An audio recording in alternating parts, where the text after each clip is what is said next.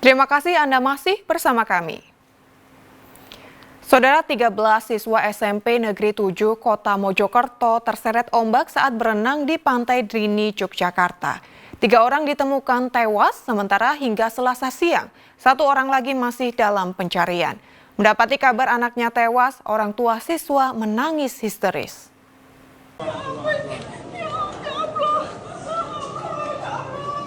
Sejumlah orang tua siswa SMP Negeri 7 Kota Mojokerto histeris usai mendapat kepastian kabar dari petugas Dinas Pendidikan setempat jika anak mereka tewas akibat terseret ombak di Pantai Drini, Yogyakarta. Para orang tua siswa yang menjadi korban tersebut tak kuasa menahan tangis mengingat anaknya yang baru dilepas kemarin malam kini sudah tinggal nama. Bahkan di antara orang tua siswa harus ditenangkan petugas Dinas Pendidikan dan PJ Wali Kota Mojokerto Ali Kunchoro. Atas musibah yang dialami para siswa SMP Negeri 7, penjabat Wali Kota Mojokerto Ali Kunchoro Selasa siang akan menanggung seluruh biaya perawatan korban. Pemerintah kota juga akan memberi santunan kepada keluarga korban. Agar peristiwa tidak terulang, pemerintah Kota Mojokerto akan mengumpulkan seluruh kepala sekolah, baik tingkat SMP dan SD, untuk memberhentikan sementara kegiatan outing kelas dan akan mengevaluasinya. Karena bagi kami ini adalah musibah yang harus kita hadapi bersama, dan tentu atas nama pribadi, pemerintah kota, dan seluruh satuan pendidikan yang ada di Kota Mojokerto, kita akan bertanggung jawab. Selasa siang, 13 wisatawan asal SMP Mojokerto tenggelam terseret ombak di Pantai Drini, Gunung Kidul, Yogyakarta. Akibatnya, 3 siswa ditemukan tewas, yakni Alfian Aditya Pratama, Malven Yusuf Adi Dilaga, dan Bayi Haki. Sementara 1 orang lagi masih dalam pencarian. Pasca musibah yang menimpa para siswa SMP Negeri 7 Kota Mojokerto terlihat sepi. Tidak ada aktivitas apapun di lingkungan sekolah karena bertepatan dengan masa libur panjang. Dia Eko Purwoto melaporkan dari Mojokerto. Saudara, tersangka pembunuhan mutilasi terhadap wanita warga Blitar yang mayatnya dimasukkan ke dalam koper menyampaikan permintaan maaf kepada keluarga korban. Sementara itu, Polda Jatim terus mendalami pisau yang digunakan untuk memutilasi korban. Pasalnya hasil uji lab didapati negatif darah. Tersangka pembunuhan sadis Rohmatri Hartanto yang tega memutilasi kekasihnya dan mayatnya dibuang di dalam koper menyampaikan permintaan maaf kepada keluarga korban. Apa mas? Permintaan maaf saya minta maaf untuk keluarga korban. Direktur Reserse Kriminal Umum Polda Jawa Timur Kombes Farman menyatakan tersangka Rohmatri Hartanto diketahui merupakan aktivis sebuah LSM di Tulungagung dan jadi ketua ranting perguruan silat. Saat diinterogasi polisi terkait hubungannya dengan korban, tersangka selalu mengaku jika dirinya adalah suami siri dari korban di rumah kos yang ditinggali. Namun, tersangka tidak bisa membuktikan hubungan pernikahan siri dengan korban di hadapan penyidik. Tersangka ternyata sudah berkeluarga dan memiliki istri sah serta 2 orang anak. Yang bersangkutan ini beberapa kali atau sering dikatakan berhubungan dengan korban. Untuk mengelabui yang bersangkutan ini supaya tidak dicurigai dalam kos-kosan itu mengaku sebagai suami sirihnya. Artinya korban ini selingkuhannya pelaku ya? Ya, sudah kami cek apakah betul suami siri sudah dilakukan pernikahan siri, faktanya tidak. Mereka kenal berapa lama sih? Sudah berhubungan lebih kurang 3 tahun. Sementara itu polisi masih terus mendalami kronologis pembunuhan dan mutilasi yang dilakukan oleh tersangka Rohmatri Hartanto terhadap Uswatun Hasanah di kamar hotel 301 sebuah hotel di Kediri. Karena hasil penyelidikan bidang laboratorium forensik ditemukan bukti darah di dinding kamar hotel, serta temuan positif darah manusia di kloset dan pembuangan air kamar mandi hotel. Polisi masih mencari pisau yang digunakan tersangka untuk memutilasi mayat korban, sebab pada pisau yang telah ditemukan polisi sebelumnya tidak ditemukan adanya darah. tentunya sesuai dengan prinsip kami dalam memberikan bantuan teknis kepolisian bahwa harus transparan, akuntabel, dan berkeadilan. Jadi kami sudah berupaya untuk memeriksa mulai dari pisaunya, kemudian sarungnya. Jadi itu tidak terdapat darah, ya. Namun itu diakui oleh pelaku. Ya, apakah setelah melakukan itu dibersihkan atau dicuci? Nah, yang jelas pada saat kami periksa tidak terdapat darah. Pembunuhan dan mutilasi yang dilakukan oleh tersangka Rohmat Tri Hartanto diduga dilakukan sekitar pukul 1 dini hari hingga pukul 5 pagi pada tanggal 20 Januari 2025 lalu yang terlihat dalam aktivitas tersangka pada rekaman CCTV hotel. Wahyu Pratama melaporkan dari Surabaya.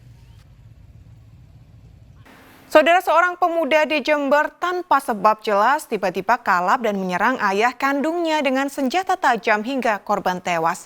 Tidak itu saja, paman pelaku yang berupaya melerai keponakannya juga menderita luka parah. Dalam kondisi luka parah di bagian leher, Akbar tampak meronta saat diamankan warga dan polisi di depan rumahnya di Desa Mojosari, Kecamatan Puger, Senin dini hari. Pemuda berusia 19 tahun itu diduga berupaya mengakhiri hidupnya dengan parang usai membunuh ayah kandungnya, Zainul Arifin, berusia 61 tahun.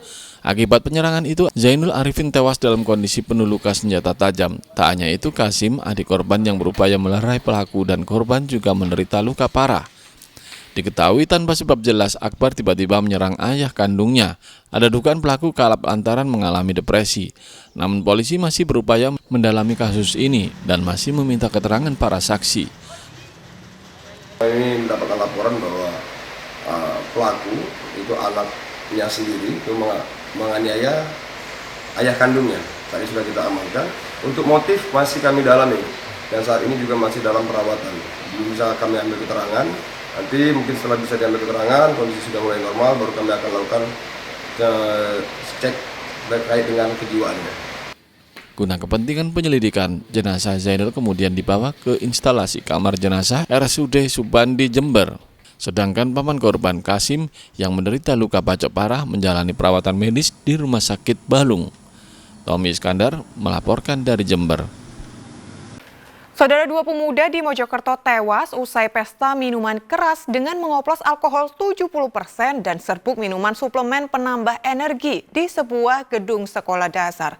Sementara dua pemuda lainnya dalam kondisi kritis dan masih menjalani perawatan intensif di rumah sakit.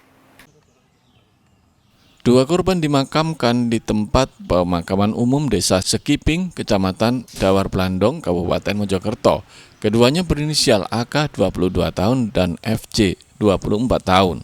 Sebelum meninggal, kedua korban sempat menjalani perawatan di Rumah Sakit Medika Husada Gresik karena mengalami sesak dan nyeri pada ulu hatinya.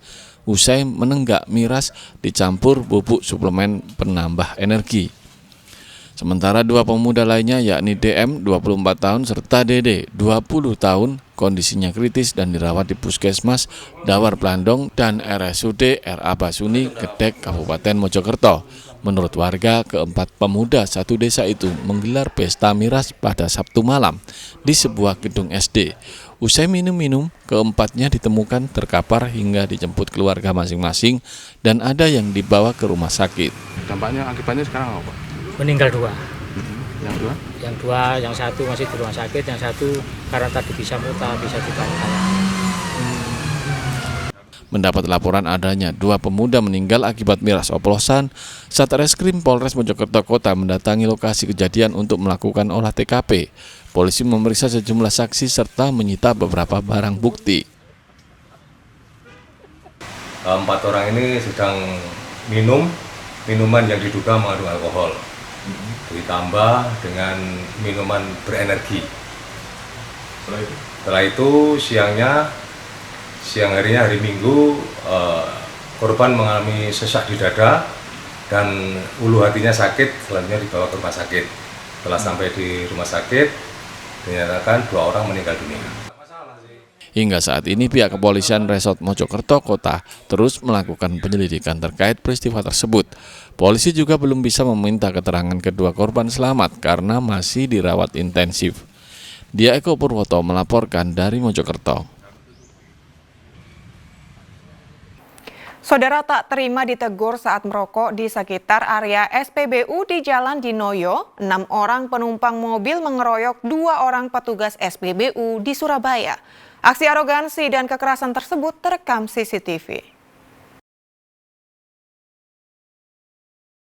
Peristiwa pengeroyokan ini bermula ketika seorang pengendara mobil hendak menuju toilet SPBU Jalan Dinoyo, Surabaya, sembari menghisap sebatang rokok. Mendapati ada pelanggan yang merokok di area SPBU saat pembongkaran tangki BBM. Petugas kemudian menegurnya. Tak terima ditegur, pengendara mobil kemudian memukul petugas SPBU hingga terjadi perkelahian. Bahkan pengendara mobil sempat kembali ke SPBU dengan mengajak 6 orang rekannya. Akibat kejadian ini, 2 orang petugas SPBU terluka, lebam di mata bagian kiri, serta pelipis bagian kanan robek.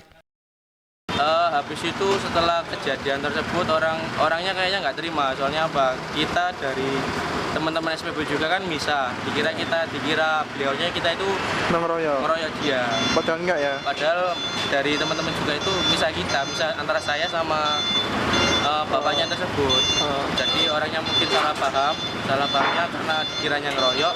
Jadi dia bilang ke saya, ke teman-teman juga, tunggu sini ya, nanti saya bawakan pasukan juga, saya bawakan teman-teman saya juga. Kasus pengeroyokan ini telah dilaporkan ke Polsek Tegalsari, Surabaya oleh korban serta pihak SPBU agar para pelaku segera ditangkap. Waktu kejadian jadi langsung kejadian malam itu langsung kita laporan ke Polsek Tegalsari, Pak. Jadi pemberkasan semua sudah ada di Polsek semua. Sudah ditangkap apa belum, Pak? Belum, Pak. Belum ya.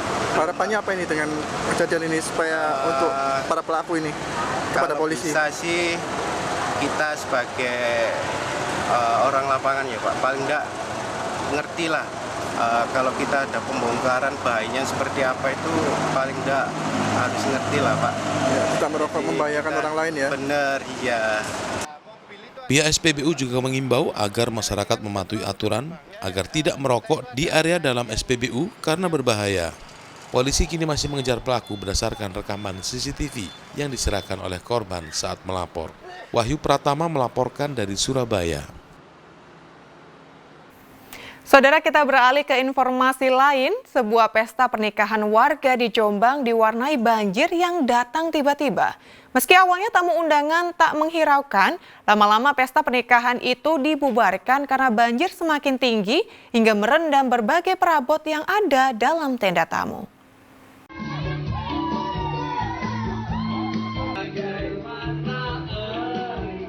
Pasangan pengantin Vivi dan Hendra mungkin tak akan pernah melupakan pesta pernikahan mereka yang digelar di Desa Gondek, Kecamatan Mojowarno, Kabupaten Jombang. Pesta yang awalnya meriah terpaksa harus dibubarkan karena banjir yang datang tiba-tiba. Dalam video rekaman ponsel, awalnya tamu undangan berjoget ria, mengiringi alunan lagu dangdut, menghibur pengantin di depan pelaminan. Mereka tak menghiraukan genangan air yang mulai memasuki tenda pengantin. Namun kemeriahan itu tak berlangsung lama, sebab air semakin meninggi. Alhasil, pesta akhirnya dibubarkan karena banjir merendam berbagai perabotan di dalam tenda tamu undangan. Caranya masih acara nikahan atau gimana? Ada nikahan. Ketepatan untuk waktunya memang sore ini untuk selesai hajatan sore ini, namun terkait pada jam 3 terjadinya banjir tadi masih dalam aktivitas pernikahan, berlangsungnya acara. Hingga alhamdulillah saat ini sudah mulai dibuka.